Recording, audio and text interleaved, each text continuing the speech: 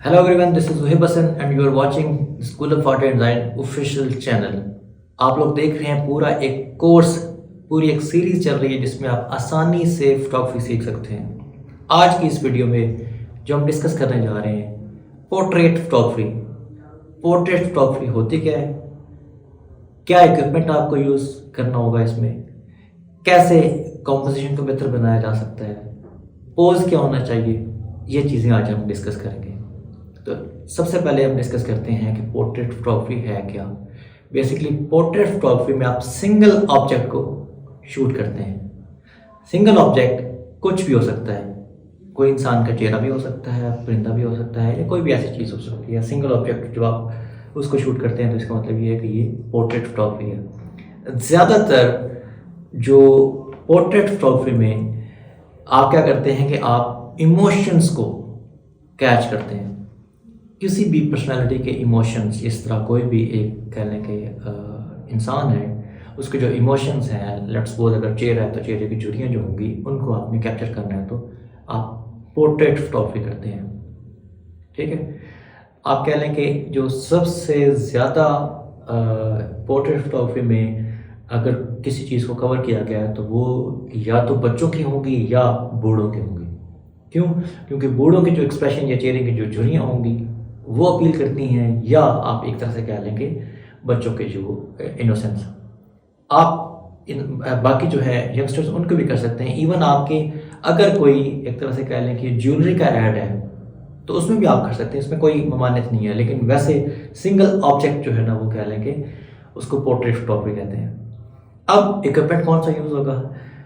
Equipment में सबसे पहले तो दो चीज़ें इंपॉर्टेंट है। नंबर 1 आपकी बॉडी, नंबर 2 आपका लेंस। बॉडी में कोई मसला नहीं है, कोई भी आपकी हो सकती है, लेकिन कोशिश करें कि जो अच्छी रेजोल्यूशन वाली हो। लेंस जो इम्पोर्टेंट है वो जो जिसमें अपर्चर जितना आप उसको ज़्यादा खोल सकते हैं, ज़ाहिर बात है जितना आप अपर्चर ज़्यादा खोल सकते हैं इसका मतलब ये है कि डेप्थ ऑफ फील्ड उतनी ज़्यादा आप उस हिसाब से मैनेज कर सकते हैं। जैसा कि आप जितना ज़्यादा ओपन करते जाएंगे अपना अपर्चर, इसका मतलब ये है कि आप चीज़ों को फोकस और डी फोकस ज़्यादा अच्छे तरीके से कर सकते हैं।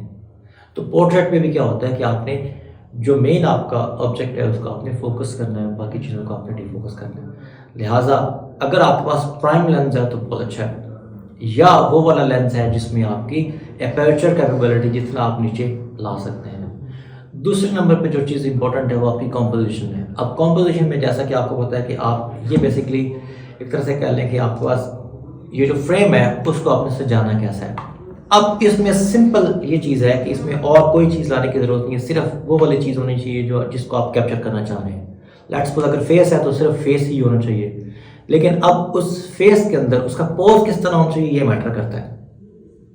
अब वो डिपेंड करता है आपके मूड और फील के ऊपर कि आप अपनी कॉम्पोजिशन के अंदर क्या फील क्रिएट करना चाहते हैं, फिर उस हिसाब से आप पोज या जो आपकी लाइटिंग होगी, अब लाइट को आपने कैसे मैनेज करना है। इवन आप ये कह सकते हैं कि उसमें लो लाइट भी आ जाता है और लाइट में मतलब स्टूडियो लाइट के अंदर भी आप कैप्चर कर सकते हैं, लेकिन डिपेंड करता है कि आपकी कॉम्पोजिशन की डिमांड क्या थी। अगर तो आपकी कॉम्पोजिशन की डिमांड कह लें कि कोई ऐसी थी ड्रामेटिक, या कोई कह लें कि आपने सैड, इवन सैड में भी क्या होता है कि आप ब्लैक एंड वाइट कर देते हैं, मतलब लाइट तो उस हिसाब से मैनेज करते हैं ताकि आप उसको बाद में ब्लैक एंड वाइट कर सकें।